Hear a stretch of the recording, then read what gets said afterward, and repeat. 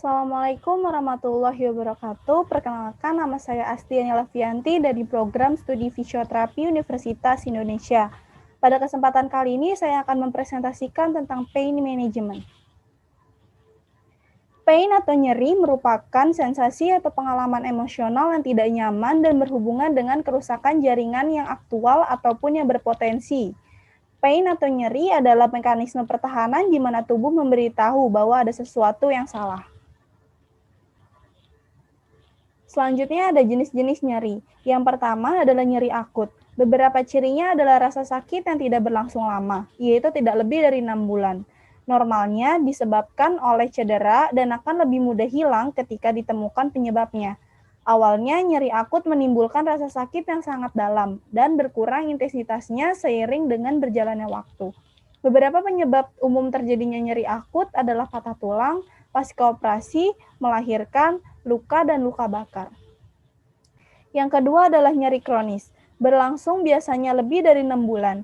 Nyeri kronis membuat sinyal rasa sakit akan tetap tertinggal pada sistem saraf dalam beberapa waktu yang cukup lama. Walaupun tidak mempunyai cedera apapun, jenis nyeri yang satu ini bisa tetap kita rasakan karena beberapa kondisi seperti sakit kepala, menderita kanker, nyeri pada punggung dan sistem saraf, dan radang sendi.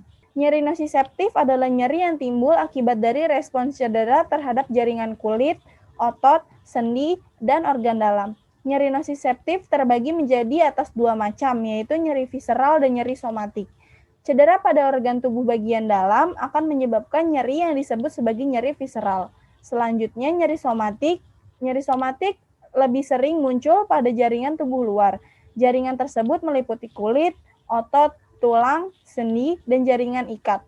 Nyeri somatik biasanya lebih mudah dideteksi dibandingkan nyeri visceral karena rasa sakitnya hanya berada di satu tempat. Selanjutnya adalah nyeri neuropati, merupakan jenis nyeri yang sering terjadi akibat adanya kerusakan pada sistem saraf.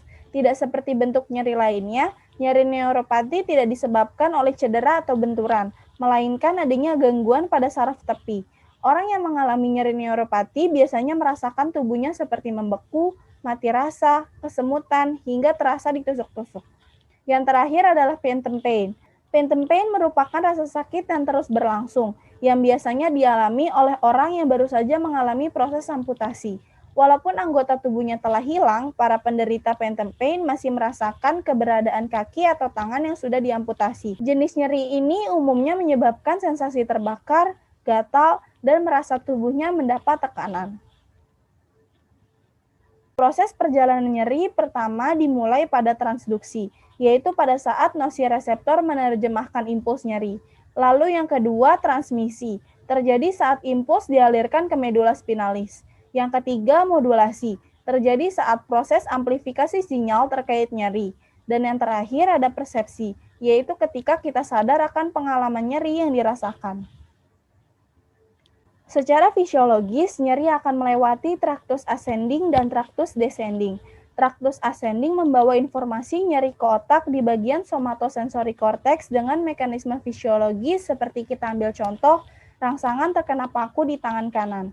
Pertama, rangsangan nyeri atau noxious stimuli akan menyebabkan imun tubuh untuk mengeluarkan zat-zat kimia seperti prostaglandin yang merespon terhadap inflamasi untuk merangsang nosiseptor.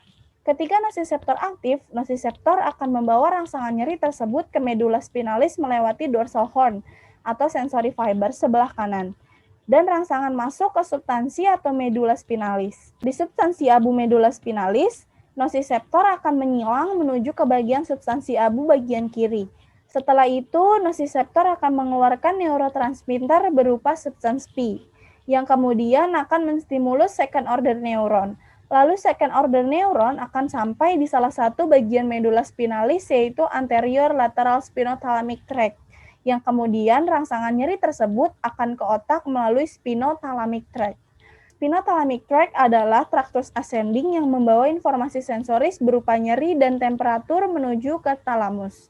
Setelah sampai di talamus, second order neuron akan menstimulasi third order neuron dengan mengeluarkan neurotransmitter.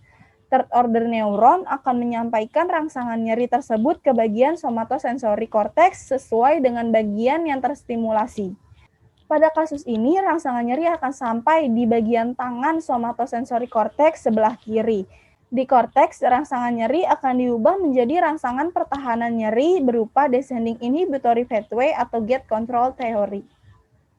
Tractus descendens bertanggung jawab untuk mengontrol dan menginhibisi rangsangan nyeri yang dibawa tractus ascendens. Mekanisme fisiologis tractus descendens adalah pertama, respons nyeri akan dibawa oleh first order neuron dari somatosensory cortex menuju ke medula spinalis melalui periqueductal gray matter di midbrain dan nucleus rap magnus di medula spinalis.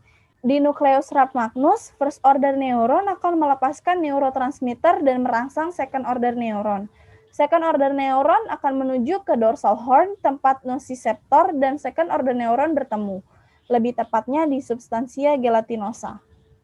Di substansia gelatinosa terjadi mekanisme fisiologis untuk pengurangan nyeri, di mana second order neuron tadi memiliki nama lain serotonergic atau adrenergic neuron yang dapat mengeluarkan neurotransmitter. Pertama, neurotransmitter tersebut akan menuju ke nociceptors ascending, yang kemudian akan menurunkan pelepasan substans P ke second order neuron ascending. Kedua, neurotransmitter tersebut akan menstimulasi interneuron yang kemudian akan melepaskan enkefalin atau opioid yang menstimulus nociceptor ascending untuk menurunkan pelepasan substans P. Gate control theory adalah mekanisme bagaimana nyeri dapat berkurang dan terjadinya aktivasi sensasi tidak nyeri.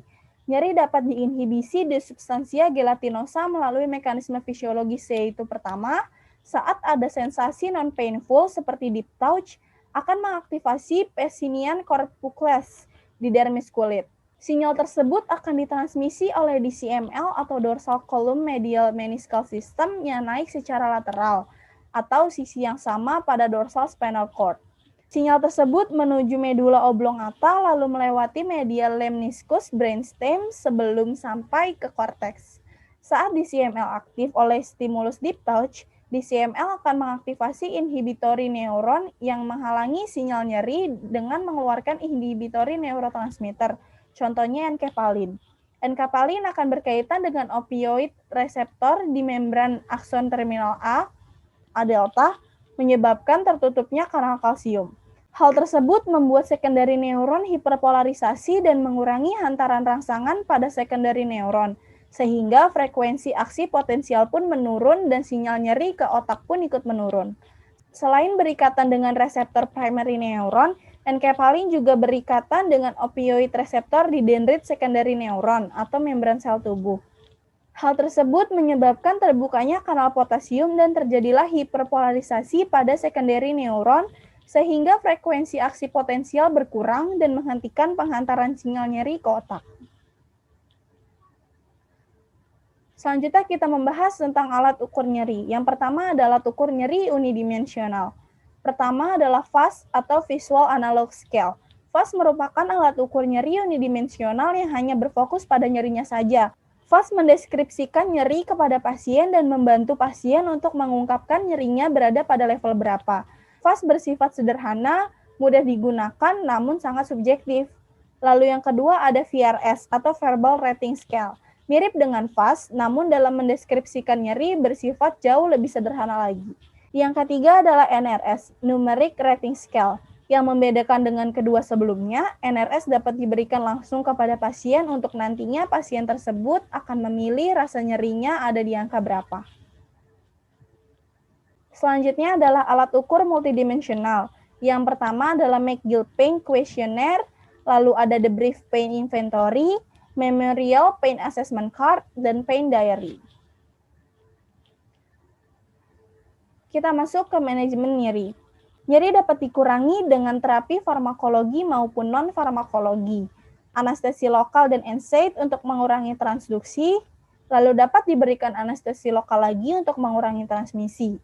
Untuk mengurangi modulasi, dapat diberikan kombinasi anestesi lokal, narkotik, atau klonidin, lalu anestesi umum, narkotik, atau paracetamol untuk mengurangi persepsi. Selain itu, fisioterapi juga dapat berperan dalam menurunkan nyeri. Beberapa cara antara lain dengan terapi pasif, yaitu terapi manipulasi dan masas. Lalu dengan cara terapi aktif, contohnya adalah patient-directed exercise, stretching, dan core stability technique. Ada beberapa evidence bahwa terapi tersebut efektif dalam jangka waktu pendek dan moderat. Terima kasih.